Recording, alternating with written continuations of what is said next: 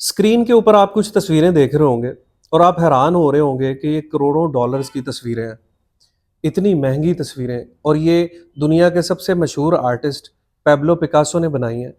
बंदा परेशान हो जाता है, सोचता है कि ये क्या है, ये बच्चों जैसा काम है और इसको कौन खरीदता है? ये तो मुफ्त में ना कोई घर लेके जाए, ये तो ज़रा भी अच्छी नहीं लग रही।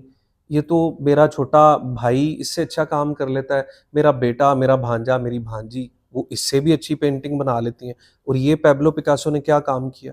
ऐसा फ़ील होता है ना कि आप ऐसा समझते हो कि इस तरह है इन पेंटिंग्स को देखने के बाद। लेकिन हकीकत क्या है? पैब्लो पिकासो इस तरह का अजीब और फ़ज़ूल काम करने के बावजूद इतना मशहूर क्यों था? उसकी बहुत सी वजूहात हैं। दरअसल पैब्लो पिकासो शुरुआत में इस तरह का काम नहीं करता था। पैब्लो पिकासो बहुत रियलिस्टिक और बहुत अच्छा काम किया करता था। पैब्लो पिकासो ने स्टार्टिंग में ऐसा रियलिस्टिक काम किया, उसमें शेडिंग, उसकी कलर कंपोज़िशन, उसकी ड्राइंग बहुत उम्दा हुआ करती थी। ग्रेजुअली आहिस्ता-आहिस्ता वो बंदा मशहूर होता गया। वो दरअसल सिर्फ़ पेंटिंग नहीं करता था, वो ऑर्गेनाइज़ भी करता था एग्ज़िबिशन्स को। जिस दौर में पैब्लो पिकासो था, वो दौर गोल्डन दौर समझा जाता है आर्ट के टाइम पे। उससे पहले भी अच्छा टाइम था, लेकिन पैब्लो पिकासो के दौर में बहुत इज़्ज़त दी जाती थी फ़नकारों को। पैब्लो पिकासो के रवाबत हुकूमत हुकूमत में भी थे। वो एक अमीर आदमी भी था, लेकिन इसका ये मतलब नहीं है कि अमीर ही आर्टिस्ट बन सकते हैं। मोस्टली आर्टिस्ट गरीब ही थे और बाद में उन्होंने तरक्कियाँ की। पैब्लो पिकासो ने इनकलाब के टाइम पे भी कुछ पेंटिंग्स बनाई। जब कुछ वर्ल्ड वार शुरू हुई, उस वक़्त भी उसने कुछ पेंटिंग्स बनाई।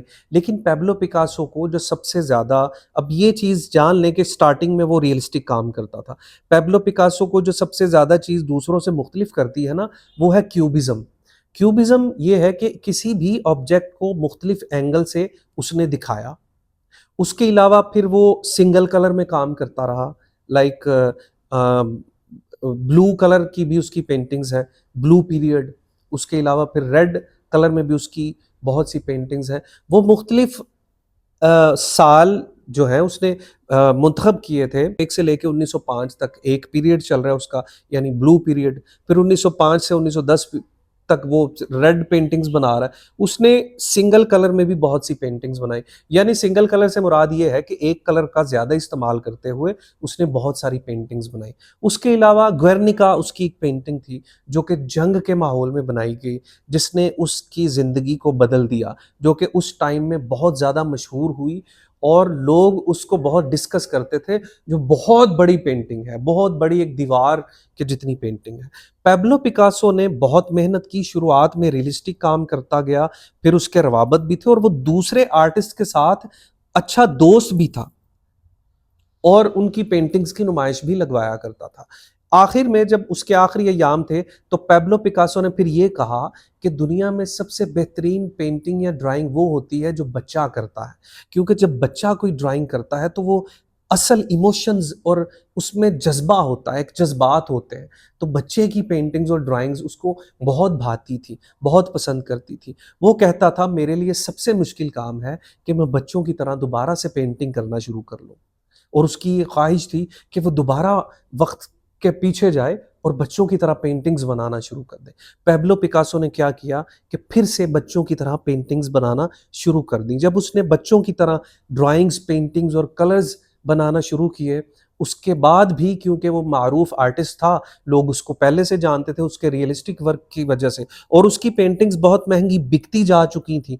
तो उनकी मार्केट को देखते हुए लोग उसका नया आर्ट वर्क भी इस बुनियाद पर खरीदते थे कि अब इसका अच्छे रेट पे हम आगे बेचेंगे। ऐसा नहीं होता था कि कोई घर पे लगाने के लिए उसका आर्ट वर्क खरीद रहा था, क्योंकि उसकी मार्केट इतनी बन चुकी थी अपनी गुज़िश्ता माज़ी की मेहनत से कि लोग उसकी पेंटिंग खरीद के उनकी नीलामी किया करते थे और उसकी पेंटिंग्स अच्छे रेट पे निकल जाती थी।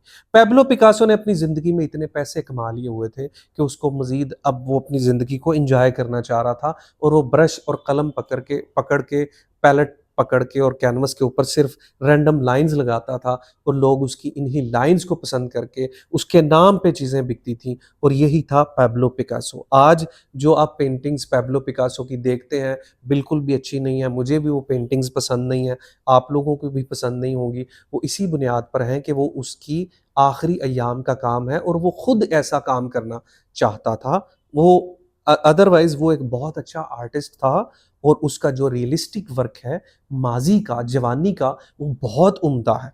उसकी पेंटिंग्स बहुत कमाल की हैं, जो आज भी बहुत से म्यूज़ियम्स में मौजूद हैं। आप सब मेरी वीडियो देखने का बहुत शुक्रिया।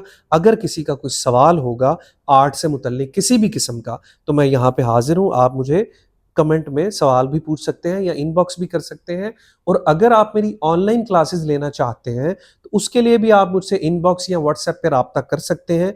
मैं आपकी रजिस्ट्रेशन करूँगा, आपका नाम लिस्ट में आ जाएगा क्योंकि हर महीने की शुरुआत में ऑनलाइन क्लासेस का आगाज़ किया जाता है। आपका नाम लिस्ट में आ जाएगा, तो नेक्स्ट ऑनलाइन क्लासेस में आपको शामिल किया जाएगा, जो कि गूगल क्लासरूम के ज़रिए ली जाती हैं और वो बहुत इफ़ेक्टिव हैं आप सबके लिए।